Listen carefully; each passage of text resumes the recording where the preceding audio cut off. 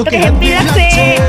দুজনকেই বললাম। ফেয়ারওয়েলে গিয়ে আগে দুটো গাধাকে কমেন্ট করে দিলেন, আমাদের খুব সুন্দর করে বরণ করে নিল জুনিয়ররা। কিন্তু আমার মধ্যে যা চলছিল আর কি, নিজেকে একদম সিনিয়র বলে মনে হচ্ছে না। একটু শখ করে গান গাইতে গেলাম।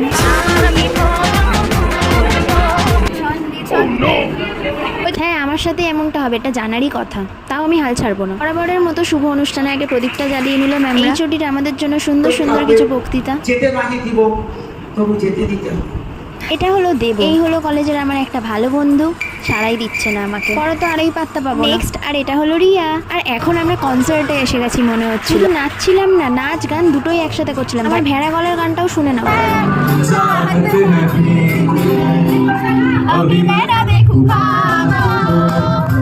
সব থেকে ইমোশনাল মোমেন্টটা আমাদের কাছে এসে পড়লো। ও মা, আমার প্রথমে একটু মনে হচ্ছে ও মা বলো না।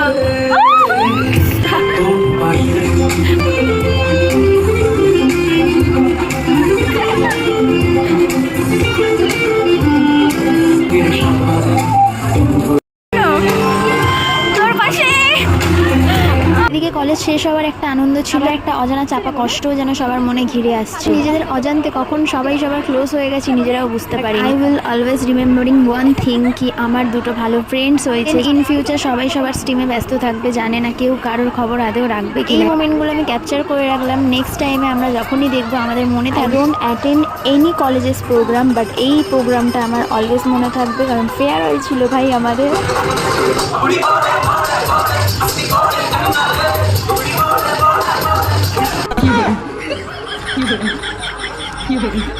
ডিপার্টমেন্টের এই ছুটির থেকে একটা নামকরণ হয়েছে আমার যে চটপটি মেয়ে। আমি এই নামটা সবসময় মনে রাখবো। এবার পড়তে হবে, পরীক্ষা আসছে। বাই।